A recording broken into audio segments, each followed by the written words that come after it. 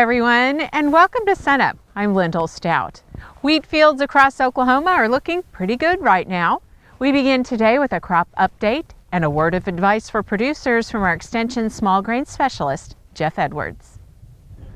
Overall in Oklahoma, the wheat looks pretty good.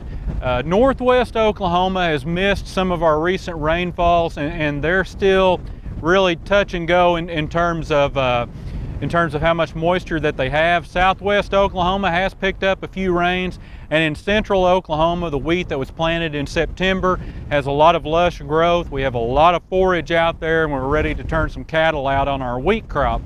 In terms of subsoil moisture, we're still not quite where we would like to be. We've burned through some of the moisture we had in the soil. We are going to need some timely, regular rainfalls or moisture events throughout the winter to keep us going. Most of our wheat is out of the ground. It's large enough that this dip in temperatures are probably not going to do any lasting damage to the wheat.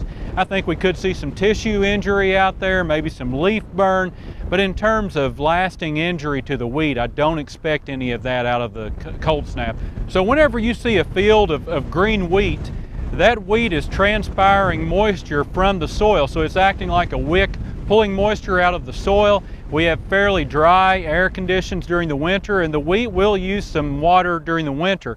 So we need some regular rainfalls, a ½ inch or preferably an inch here or there during the winter to keep us going. The time whenever we really need rainfall to occur on a regular basis and we need a deep profile of moisture is in March, whenever the wheat is coming out of dormancy.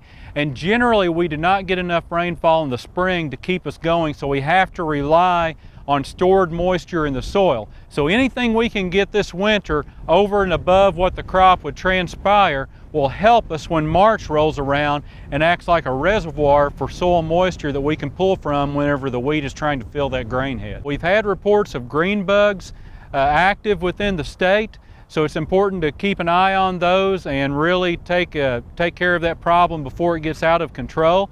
We should be out there inspecting our crops for weeds to see what type of weeds we have germinated. I've sprayed a couple of locations for Italian ryegrass already because we got a nice flush of weeds this fall and we took them out early. There might still be some spraying opportunities this fall in late November, early December if we get a warm spell. If nothing else, we need to be out there identifying the weeds that we have in those fields, so when spring does roll around and we have another opportunity to spray, we know what type of chemistry to use to get the best bang for our buck and our wheat.